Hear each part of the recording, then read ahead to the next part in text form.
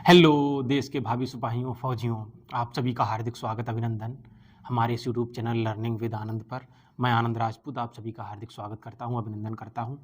पिछली क्लास में हम लोगों ने जो अग्निवीर के लिए जो सिलेबस था, जीडी के लिए, ट्रेडमैन के लिए और जो वुमेन मिलिट्री पुलिस से रिलेटेड जो मैथ का सिलेबस है उसको डिस्कस किया था। आज से हम जो जीरो टू हीरो क्लास जो बेसिक से हम लोगों की एडवांस लेवल तक चलेगी उसको हम लोग डिस्कस करेंगे। जितने भी टॉपिक हैं उनको डिस्कस करेंगे, टॉपिक वाइज डिस्कशन होगा, साथ साथ में क्वेश्चंस को भी डिस्कस करेंगे और हो सकेगा कि अगली क्लास में क्वेश्चंस को डिस्कस करेंगे। कोई भी टॉपिक आपका छूटेगा नहीं, कंप्लीट क्लास आप ज्वाइन करिए बेफिक्र होके। 15 में से 15 क्वेश्चन आपके सही होंगे, इतनी मैं गारंटी आपको दे सकता हूँ। कोई भी फालतू की बात नहीं, ना टाइम गंवाने वाली ना बर्बाद करने वाली, सीधा टू द पॉइंट बातचीत करेंगे सीधा। ठीक है, तो फिर चलिए स्टार्ट करते हैं आज की क्लास। बातचीत हम लोगों की साथ साथ आगे भी चलती रहेगी। ठीक है, आज की जो हमारी क्लास है वो नंबर सिस्टम यानी कि संख्या पद्धति पर रिलेटेड है। संख्या पद्धति पर रिलेटेड है। किस पे? संख्या पद्धति यानी कि नंबर सिस्टम।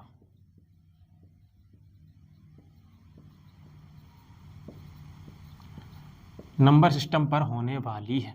सबसे पहले तो बहुत ज़्यादा टफ आपके एग्जाम में कुछ आएगा नहीं, बेसिक सा होगा, तो बेसिक से ही चलते हैं। सबसे पहले तो संख्याएं होती कितने प्रकार की हैं? संख्याएं हम लोगों की होती हैं, संख्याओं के बारे में जान लेते हैं कि संख्याएं दो प्रकार की होती हैं। नंबर एक होती हैं वास्तविक संख्याएं, एक होती हैं वास्तविक संख्याएं। कौन सी? वास्तविक संख्याएं यानी कि रियल नंबर्स। और दूसरी होती है काल्पनिक संख्याएं।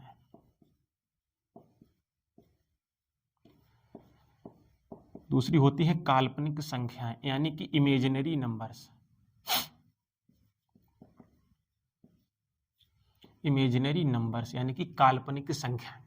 ठीक है, वास्तविक संख्याओं पे आते हैं। वास्तविक संख्याएं वे संख्याएं होती हैं जिन्हें हम किसी प्रश्न या समीकरण को हल करके, वास्तविक संख्याएं यानी कि रियल नंबर्स, वास्तविक संख्याएं वे संख्याएं होती हैं जिन्हें हम किसी प्रश्न या समीकरण को हल करके वास्तविक रूप में प्राप्त करते हैं।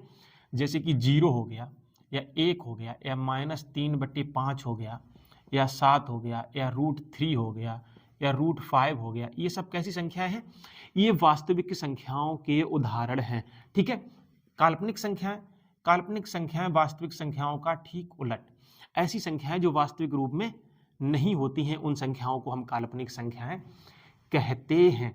ठीक है, ऐसी संख्याएं जो वास्तविक रूप में नहीं होती हैं, ऐसी संख्याओं को हम क्या कहते हैं? काल्पनिक संख्याएं कहते हैं। वास्तविक संख्याओं पे आता हूं। वास्तविक संख्याएं हम लोगों की होती हैं दो प्रकार की। पहली होती है परिमेय संख्याएं,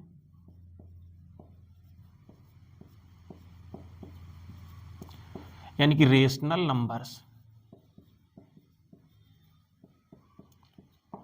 और दूसरी होती हैं अपरिमेय संख्याएं। अपरिमेय संख्या, इरेशनल नंबर्स। Irrational numbers. ठीक है, परिमेय संख्याएं किन्हें कहते हैं? परिमेय संख्याएं वे संख्याएं होती हैं जिन्हें हम सही बटे यानी कि भिन्न के रूप में, जिन संख्याओं को हम भिन्न यानी कि P/Q के रूप में लिख सकते हैं, उन संख्याओं को हम परिमेय संख्याएं कहते हैं। वे संख्याएं जिन्हें हम क्या P/Q के रूप में लिख सकते हैं, जहां P और Q क्या? P और Q पूर्णांक संख्याएं हों, पूर्णांक संख्याएं हैं। ठीक है, और Q is not equal to 0, Q का मान 0 नहीं होना चाहिए। ऐसी संख्याओं को हम क्या कहते हैं? परिमेय संख्याएं कहते हैं। उदाहरण एग्जाम्पल देखेंगे, जैसे कि 2, 3, 5, 7, या फिर -3/4 लिख दिया। ठीक है, 22/7 लिख दिया। ये सब कैसी संख्या हैं? ये सब परिमेय संख्याओं के उदाहरण हैं। क्या? परिमेय संख्याओं के उदाहरण हैं। ठीक है, और अपरिमेय संख्याएं किन्हें कहते हैं? अपरिमेय संख्याएं वे संख्याएं, अपरिमेय संख्याएं जो होती हैं वे परिमेय संख्याओं का ठीक उलट, मतलब कि वे संख्याएं जिन्हें हम P/Q यानी कि सही बटे के रूप में नहीं लिख सकते, वे संख्याएं जिन्हें हम p अपॉन क्यू भिन्न के रूप में, वे संख्याएं जिन्हें हम भिन्न के रूप में, सही बटे के रूप में, जिन संख्याओं को हम नहीं लिख सकते उन्हें हम क्या कहते हैं, अपरिमेय संख्याएं कहते हैं। या फिर ऐसे भी बोल सकते हैं कि वे संख्याएं जो कि पूर्ण वर्ग संख्याएं नहीं है। कैसी नहीं है? वे संख्याएं जो कि पूर्ण वर्ग, वे संख्याएं जो पूर्ण वर्ग संख्याएं नहीं हैं, वे संख्याएं जो पूर्ण वर्ग संख्याएं नहीं हैं के वर्गमूल को, क्या चीज? के वर्गमूल को हम क्या कहते हैं? अपरिमेय संख्याएं कहते हैं। मतलब कैसे? कि वे संख्याएं जिन्हें हम भिन्न p अपॉन क्यू, वे संख्याएं जिन्हें भिन्न p अपॉन क्यू के रूप में नहीं लिख सकते, उन संख्याओं को हम क्या कहते हैं? अपरिमेय संख्याएं कहते हैं। या फिर वे संख्याएं जो कि पूर्ण वर्ग संख्याएं नहीं है। कैसी? वे संख्याएं जो पूर्ण वर्ग संख्याएं नहीं है के वर्गमूल को क्या कहते हैं? अपरिमेय संख्याएं कहते हैं। उदाहरण देखेंगे, एग्जाम्पल, जैसे कि 3 के ऊपर रूट लगा दिया, ठीक है। 3 कैसी संख्या है? एक पूर्ण वर्ग संख्या नहीं है, ठीक है। तो ये √3 कैसी संख्या होगी? अपरिमेय संख्या होगी। या फिर √5 हो गया, या √7 हो गया, या √11 हो गया, √11, ये सब कैसी संख्या है? अपरिमेय संख्याओं के उदाहरण है, ठीक है। अगर यहाँ पे आप लोगों के लिए √9 लिख दिया जाए या √4 लिख दिया जाए तो कैसी संख्याएं होंगी? ये बताएंगे सब लोग कमेंट में, कैसी होंगी? 9 का रूट निकालेंगे कितना आएगा? 3 आएगा। और 3 एक पूर्ण वर्ग संख्या है, ठीक है। सॉरी, 9 एक पूर्ण वर्ग संख्या है। 9 का रूट निकालेंगे कितना आएगा? 3। तो फिर ये कैसी संख्या है? √9। √9 एक परिमेय संख्या है, ना कि अपरिमेय संख्या। ऐसे ही √4 भी एक परिमेय संख्या है, ना कि अपरिमेय संख्या, ठीक है। एक टॉपिक और आता है कि यदि परिमेय और अपरिमेय संख्याओं का योग कर दिया जाए, या फिर परिमेय और अपरिमेय संख्याओं का गुणा कर दिया जाए तो कैसी संख्या प्राप्त होगी? मतलब यदि परिमेय और अपरिमेय संख्याओं का योग कर दिया जाए, जोड़ दिया जाए, जैसे कि √3 + 5 अगर कर दिया जाए तो ये भी एक अपरिमेय संख्या होगी, ठीक है। ऐसी होगी, अपरिमेय संख्या होगी। यदि परिमेय और अपरिमेय संख्याओं का योग कर दिया जाए या फिर घटा दिया जाए, √3 - 5 कर दिया जाए तो भी ये एक अपरिमेय संख्या होगी। तो भी ये कैसी संख्या होगी? अपरिमेय संख्या होगी। या फिर परिमेय और अपरिमेय संख्याओं का यदि गुणा कर दिया जाए तब भी एक अपरिमेय संख्या प्राप्त होगी, यानी कि 5√3, ये भी एक अपरिमेय संख्या का उदाहरण है, ठीक है। क्लियर? इतनी बात क्लियर हो गई? आगे बढ़े? ठीक है, चलिए आगे बढ़ते हैं।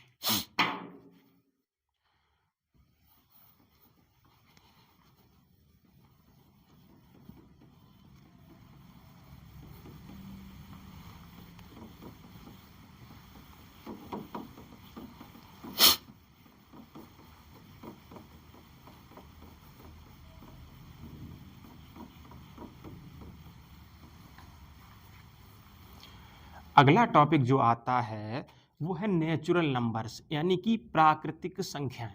क्या चीज? Natural numbers.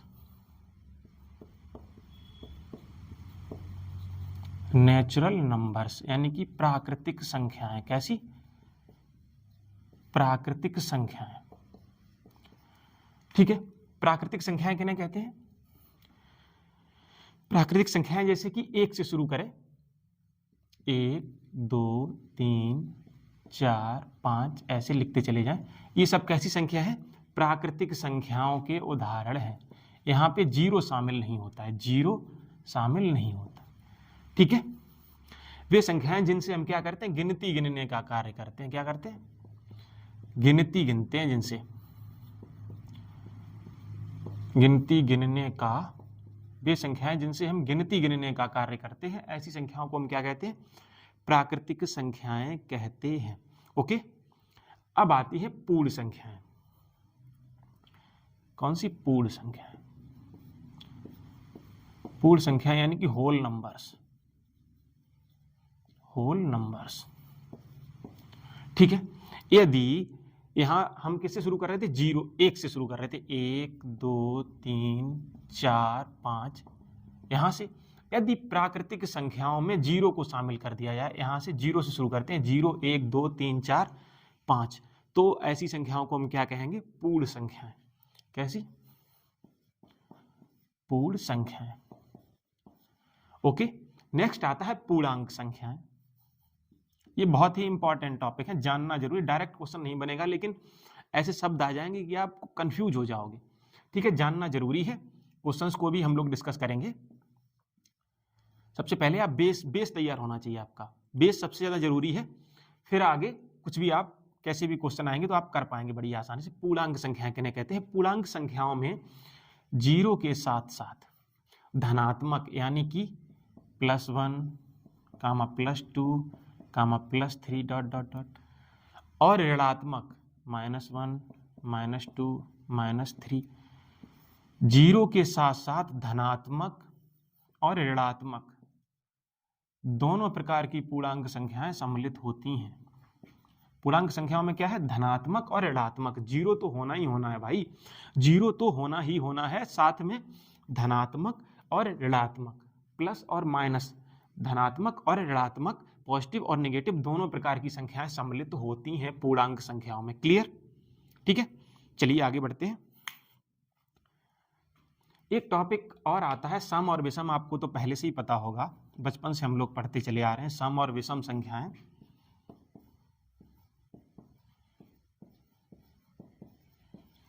सम संख्याएं वे संख्याएं जो 2 से पूर्णतः विभाजित हो जाती हैं। ठीक है, और विषम संख्याएं वे संख्याएं जो 2 से पूर्णतः विभाजित नहीं होती हैं। ऐसी संख्याओं को वे संख्याएं जो 2 से पूर्णतः विभाजित हैं क्या कहेंगे, सम संख्याएं कहते हैं। जैसे कि कोई संख्या लिखिए 4 7 9 2, इसको कैसे बताएंगे ये सम संख्या है विषम संख्या है, ये 2 से विभाजित होगी कि नहीं होगी। इकाई का अंक देखेंगे, इकाई का अंक यदि कोई सम संख्या है तो पूर्ण संख्या एक सम संख्या होगी, और यदि इकाई का अंक कोई विषम संख्या है, जैसे 7 9 0 2 1 लिखा है, ठीक है, एक विषम संख्या है। ठीक है, तो पूर्ण संख्या कैसी संख्या हो जाएगी, एक विषम संख्या हो जाएगी। यदि इकाई का अंक सम है तो पूर्ण संख्या सम संख्या, और यदि इकाई का अंक कोई विषम संख्या है तो पूर्ण संख्या जो है वो विषम संख्या होगी। ठीक है, क्लियर? चलिए आगे बढ़ते हैं।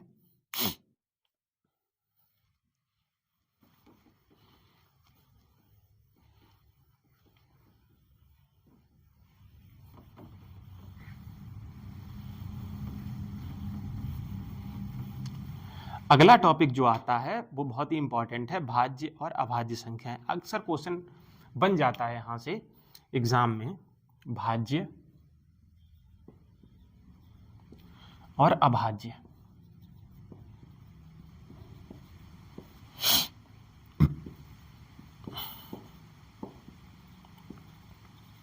Prime numbers. ठीक है, भाज्य संख्याएं किन्हें कहते हैं, भाज्य संख्याएं वे संख्याएं होती हैं जो एक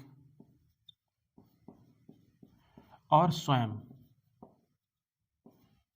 के अलावा, वे संख्याएं जो एक और स्वयं के अलावा कम से कम किसी एक संख्या से, कम से कम किसी एक संख्या से विभाजित हो जाएं, कम से कम किसी एक संख्या से विभाजित हो जाएं, ऐसी संख्याओं को हम क्या कहते हैं, भाज्य संख्याएं कहते हैं। वे संख्याएं जो एक और स्वयं के अलावा, किसके किसके, एक तो एक और दूसरा स्वयं खुद से, उसके अलावा कम से कम किसी एक संख्या से विभाजित हो जाए, ऐसी संख्याओं को हम कहेंगे भाज्य संख्याएं। ठीक है, जैसे कि उदाहरण देख लेते हैं, 4 लिखा है, या फिर 6 है, या 8 है, 9 है, 10 12 14 15, ये सब कैसी संख्या है, भाज्य संख्याएं हैं। ठीक है, वे संख्याएं जो एक और स्वयं के अलावा कम से कम किसी एक संख्या से विभाजित हो जाएं, ऐसी संख्याएं हमेशा भाज्य संख्याएं कहलाती हैं। अभाज्य संख्याएं प्राइम नंबर्स किन्हें कहते हैं, प्राइम नंबर्स वे संख्याएं जो कि, प्राइम नंबर्स वे संख्याएं जो एक और स्वयं के अलावा किसी भी अन्य संख्या से विभाजित नहीं होती हैं। वे संख्याएं जो एक और स्वयं के अलावा किसी भी अन्य संख्या से विभाजित नहीं होती हैं। वे संख्याएं जो एक और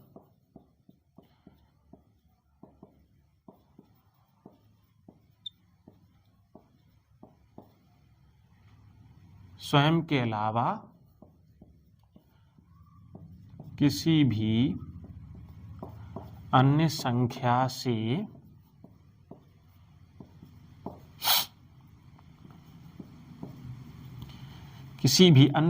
से विभाजित नहीं होती हैं, नहीं होती। ठीक है। भाज्य संख्याएं वे संख्याएं जो एक और स्वयं के अलावा कम से कम किसी एक संख्या से विभाजित हो जाती हैं। ठीक है। और अभाज्य संख्याएं यानी कि प्राइम नंबर्स वे संख्याएं जो कि एक और स्वयं के अलावा किसी भी अन्य संख्या से विभाजित नहीं होती हैं। उदाहरण देख लेते हैं, एग्जाम्पल देखेंगे प्राइम नंबर्स के, जैसे कि 2, 3, 5, 7, ठीक है, 11, 13, 17, 19, 23, 29, 31, 37, 41, 43, 47 और क्या है 53। ये सब कैसी संख्या है? अभाज्य संख्या। 53, 57, 53, 59, 61, 67, 71, 73, 79, 83, 89 और 97। ये हैं 1 से लेकर के 100 तक की अभाज्य संख्या। इनको आप याद कर लीजिए, मेमोराइज कर लीजिए। ठीक है, क्योंकि ये इंपॉर्टेंट है। ठीक है, 1 से 100 तक के मध्य कुल कितनी अभाज्य संख्याएं होती हैं? 25। ठीक है, 1 से 100 के मध्य कुल 25 अभाज्य संख्याएं होती हैं। ये उदाहरण आपके सामने है। ओके, ठीक है, आगे बढ़े। चलिए आगे बढ़ते हैं।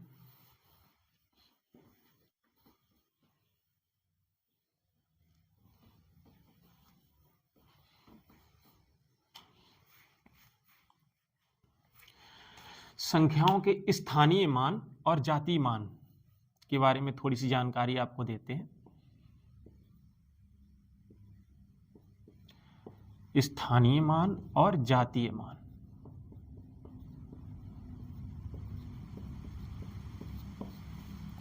स्थानीय मान क्या होता है? स्थानीय मान, किसी संख्या का स्थानीय मान वह मान जो संख्या की स्थिति के कारण हो।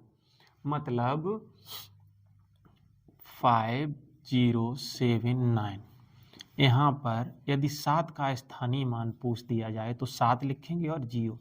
7 का स्थानीय मान कितना हो गया? 70। यदि 5 का पूछ दिया जाए तो 5 और 1 2 3 अंक है तो 1 2 3 0, 5000 हो गया 5 का स्थानीय मान। और 9 का स्थानीय मान 9 ही होगा। ठीक है। और यदि जातीय मान पूछ दिया जाए, जातीय मान जो कि किसी भी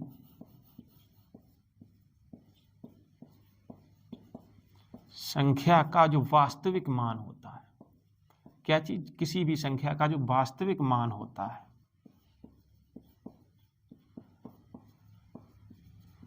वही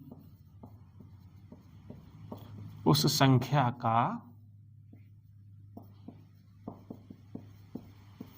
जातीय मान होता है। ठीक है, यदि 5 है तो 5, 3 है तो 3, 7 है तो 7, 9 है तो 9। जैसे कि 7 का जातीय मान क्या होगा? 7। 9 का जातीय मान 9। ठीक है, इस प्रश्न में यहां पर 7 के स्थानीय मान और जातीय मान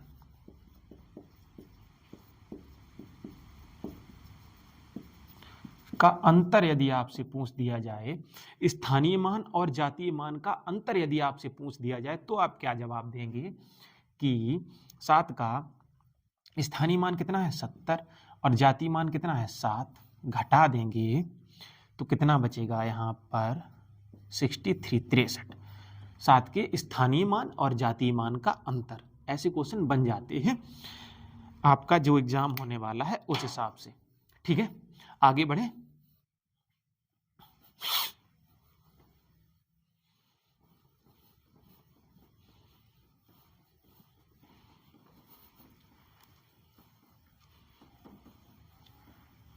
अगला जो टॉपिक है वो हम लोगों का विभाज्यता से रिलेटेड है। क्या है विभाज्यता?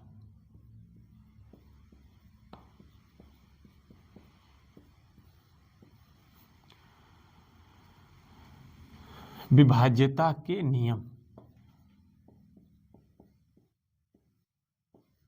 ठीक है, 2 से विभाज्यता का नियम सबसे पहले हम लोग देखते हैं।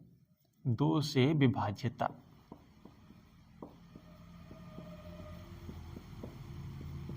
दो से विभाज्यता का नियम क्या कहता है कि यदि दी गई संख्या में, जैसे कि 7 9 2 6 6, यदि दी गई संख्या में इकाई का अंक, कौन सा इकाई का अंक? इकाई का अंक कोई सम संख्या है। कैसी सम संख्या? तो फिर वह पूर्ण संख्या 2 से विभाजित होगी। या फिर ऐसे भी लिख सकते हैं, यदि इकाई के स्थान पर 2 4 6 8 में से कोई संख्या है तो फिर संख्या 2 से पूर्णतः विभाजित हो जाएगी। ठीक है, और वह एक सम संख्या भी होगी। 2 से विभाजित होगी तो एक सम संख्या भी होगी। ओके, ठीक है। यदि दी गई संख्या में इकाई के स्थान पर 2 4 6 8 में से कोई भी संख्या हो तो पूर्ण संख्या 2 से विभाजित होगी और वह संख्या एक सम संख्या होगी।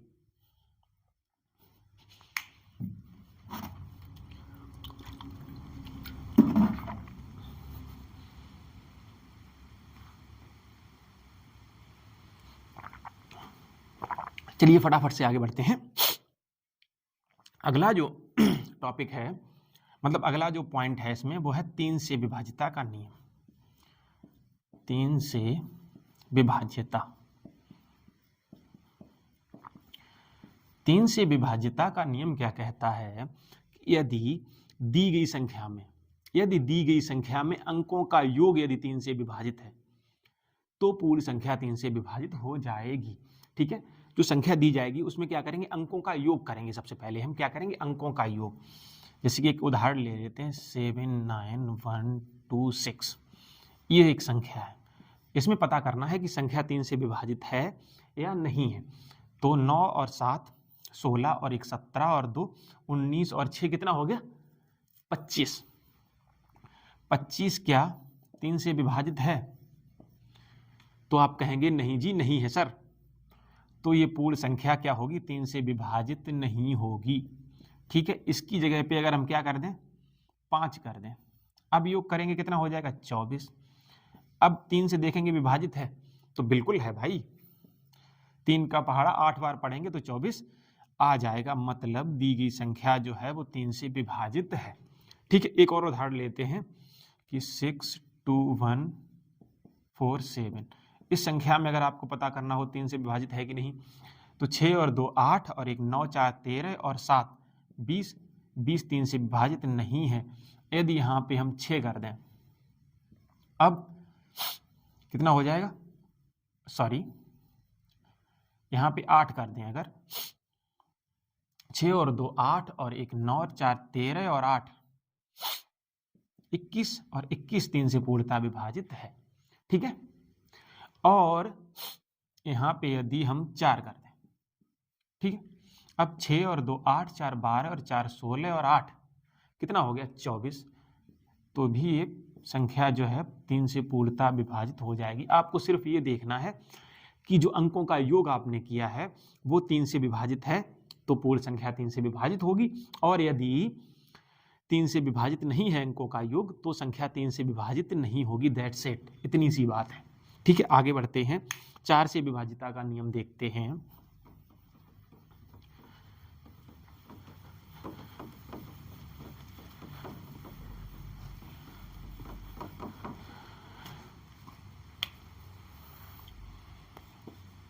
चार से विभाज्यता,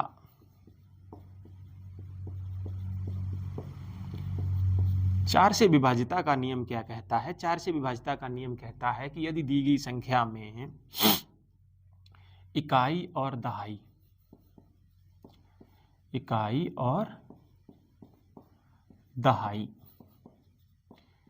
के अंकों से बनी संख्या, किससे? इकाई और दहाई के अंकों से बनी संख्या यदि 4 से विभाजित है तो पूर्ण संख्या 4 से विभाजित होगी, अन्यथा नहीं होगी। ठीक है, कैसे? 7 2 6 9 4 6 2, ये एक संख्या दी गई है। इसमें अब आप क्या देखेंगे? इकाई और दहाई के अंक देखेंगे। इकाई और दहाई के अंक कितना है? 6 और 2 मतलब 62। 62 4 से विभाजित है क्या? चलिए एक बार पढ़ेंगे 4 आएगा, बचेगा कितना? 2, और 22 विभाजित नहीं है तो यहाँ क्या कर दें हम? 0 अगर कर दिया जाए यहाँ पे, अब यहाँ पे कितना हो गया? 60। ठीक है, अब दे पढ़ते हैं, एक बार पढ़ेंगे 2 आएगा, 4 में गुणे 5 मतलब 20, तो फिर ये पूर्ण संख्या जो है 60 जो है 4 से पूर्णतः विभाजित है। ठीक है, कैसे? एक बार पढ़ेंगे, और 15 चौको 60, 15 में गुणे 4 बराबर 60, तो फिर ये संख्या जो है 60 यदि 4 से विभाजित है तो दी गई पूर्ण संख्या भी 4 से पूर्णतः विभाजित हो जाएगी। आपको कुछ नहीं करना है, आपको सिर्फ इकाई और दहाई के अंक देखने हैं। इकाई और दहाई के अंक को से बनी संख्या यदि 4 से विभाजित है तो पूर्ण संख्या भी 4 से विभाजित हो जाएगी। ओके, एक और उदाहरण ले लेते हैं, जैसे कि 7, चलिए 9 6 2 7 9 4 2 4, इकाई और दहाई के अंकों से बनी संख्या कितनी है? 24, और 24 जो है वो 4 से पूर्णतः विभाजित है तो ये संख्या पूर्णतः विभाजित हो जाएगी, विभाजित होगी 4 से। ठीक है, ओके, क्लियर? चलिए 5 से विभाजिता का नियम देखते हैं। 5 से विभाजिता का नियम क्या कहता है? एक सेकंड, इंक भर लूं।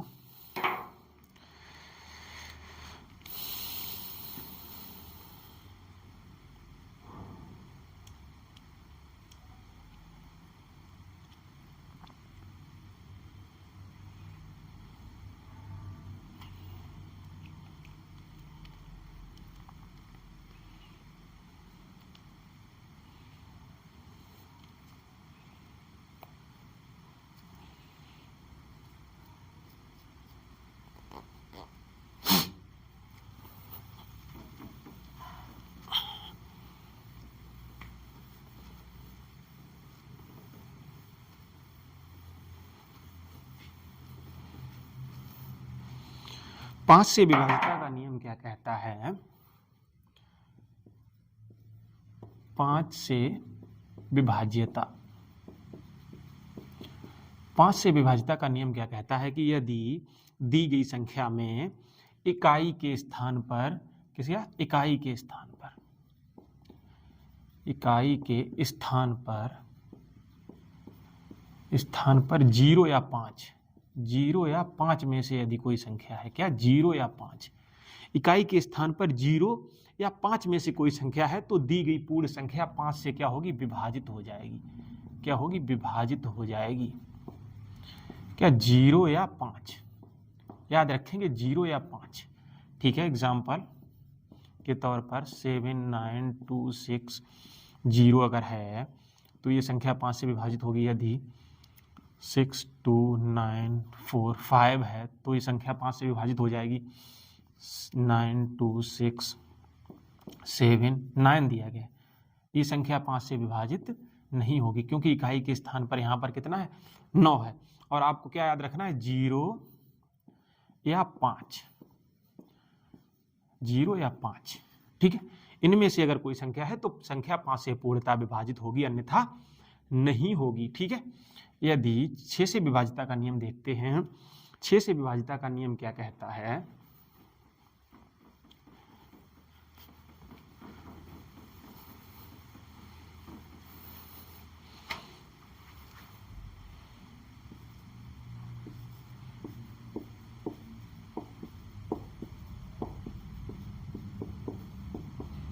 छह से विभाजिता का नियम क्या कहता है कि यदि दी गई संख्या 2 और 3 से विभाजित है, 2 और 3 से यदि विभाजित है, विभाज्य है, तो संख्या 6 से भी विभाज्य होगी। क्या होगी? 6 से भी विभाज्य होगी। यदि दी गई संख्या 2 और 3 से विभाजित है तो पूर्ण संख्या 6 से विभाजित हो जाएगी। ठीक है, कैसे? उदाहरण लेते हैं, 6 7 2 9 4 2। ठीक है, अब एक तरीके से और समझ सकते हैं, जैसे कि यदि कोई सम संख्या, पहली बात तो संख्या सम होनी चाहिए, मतलब जो संख्या 2 से विभाजित होगी वो एक सम संख्या ही होगी। वह सम संख्या जो 2 और 3 से विभाजित है पूर्णतः, वो संख्या 6 से भी विभाजित हो जाएगी। इस संख्या में देखेंगे इकाई के स्थान पर 2 है, और मैं आप लोगों को पहले ही बता चुका हूं कि 2 से विभाजिता का नियम क्या कहता है कि यदि संख्या में इकाई के स्थान पर 2 4 6 8 में से कोई संख्या है तो दी गई पूर्ण संख्या 2 से विभाजित होगी। ठीक है, 2 वाला तो नियम यहाँ पे काम कर रहा है क्योंकि 2 इकाई के स्थान पर 2 दिया गया है। ठीक है, और 3 से विभाजिता का नियम क्या कहता है कि यदि दी गई संख्या में अंकों का योग यदि 3 से विभाजित हो तो पूर्ण संख्या भी 3 से विभाजित हो जाएगी। ठीक है, अब अंकों का योग करेंगे, 7 6 13 और 2 15 और 9 24 और 4 28 और 2 29, कितना हो गया? 29। तो फिर ये संख्या 6 से विभाजित क्या होगी? नहीं होगी। यदि यहाँ पर 9 की जगह पे हम कितना लिख दें? 7 लिख दें। अब अंकों का योग हम जब करेंगे तो कितना हो जाएगा? 27। ठीक है, अब संख्या क्या है? 3 से पूर्णतः विभाजित हो जाएगी। ओके, यदि यहां पर 6 की जगह पे हम 9 कर दें तो अंकों का योग करेंगे, कितना हो जाएगा? 30, और संख्या पूर्णतः विभाजित हो जाएगी 6 से, क्योंकि 2 से तो विभाजित है ही और 3 से विभाजित है क्योंकि अंकों का योग जो है वो 3 से विभाजित है। अब आगे बढ़ते हैं, हम लोग देखते हैं 8 से विभाजिता का नियम। 8 से विभाजिता का नियम क्या कहता है? 8 से विभाजिता, 8 से विभाजिता का नियम क्या कहता है कि यदि जो संख्या आपको दी गई है, दी गई संख्या में इकाई और दहाई और सैकड़ा, मतलब यदि दी गई संख्या में इकाई,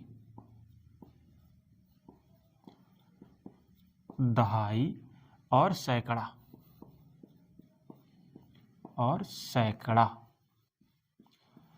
के अंकों से बनी संख्या यदि 8 से विभाजित है तो दी गई पूर्ण संख्या भी 8 से पूर्णतः विभाजित हो जाएगी।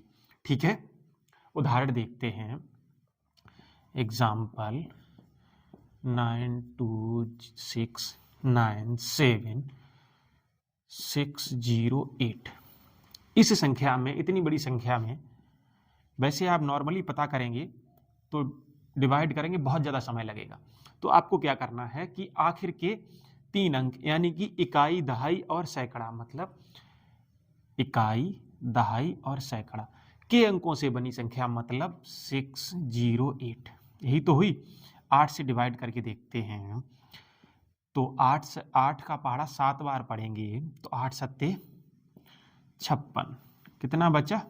4, और 8 का पहाड़ा 6 बार पढ़ेंगे तो कितना आएगा? 48, मतलब ये संख्या पूर्णतः विभाजित है।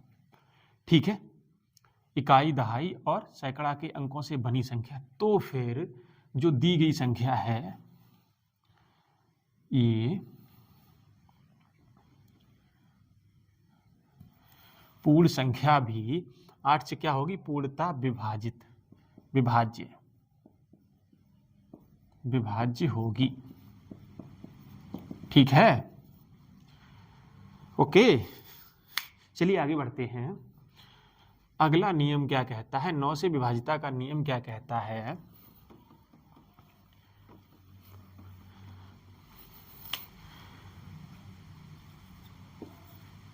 नौ से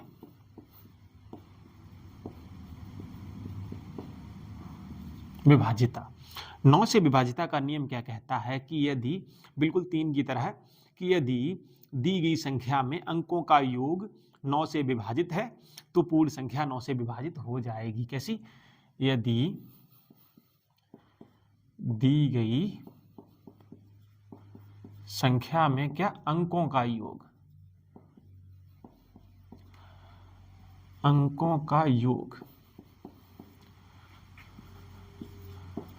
9 से क्या है, विभाजित है, तो पूर्ण संख्या भी 9 से विभाजित हो जाएगी। उदाहरण देख लेते हैं, एग्जाम्पल हम लोग देखते हैं। जैसे कोई भी संख्या ले लेते हैं, ऐसे ही अटेंडम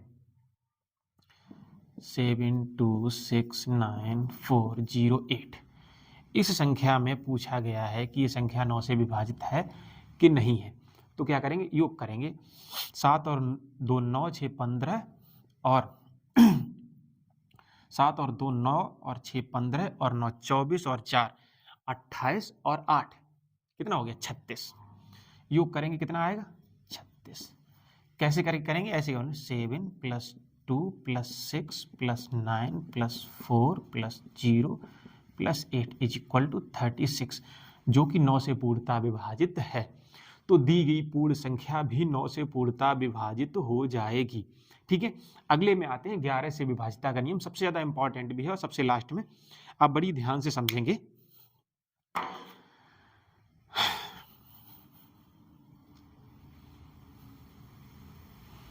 11 से विभाजिता का नियम, 11 से विभाजिता का नियम क्या कहता है, 11 से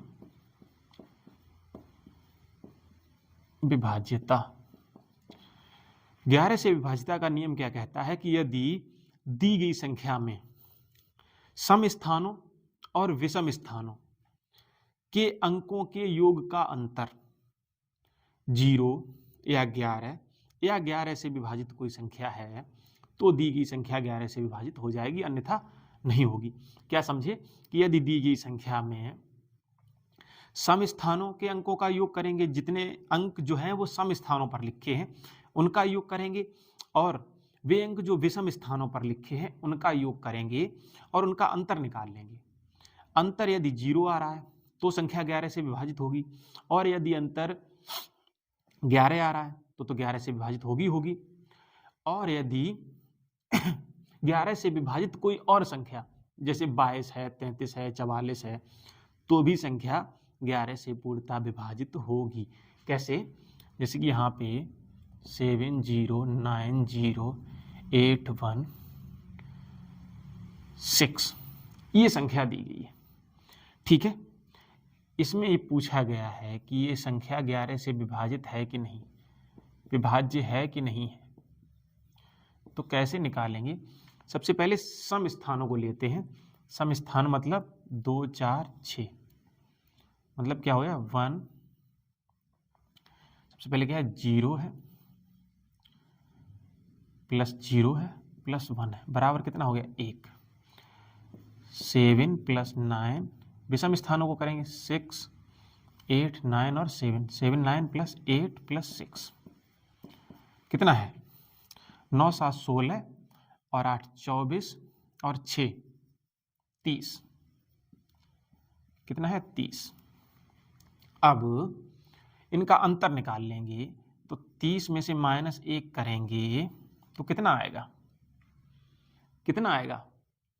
29, जो कि 11 से विभाजित नहीं है। तो दी गई संख्या जो है वो 11 से विभाजित नहीं होगी।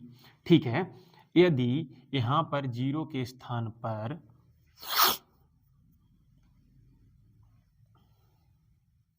हम 8 लिख दें, ठीक है, 0 के स्थान पर कितना लिख दिया 8, ठीक है, सॉरी 0 के स्थान पर मैंने लिख दिया 7, 0 के स्थान पर 7 लिख दिया। ठीक है, अब यहां पे कितना आ गया, 7 आ गया।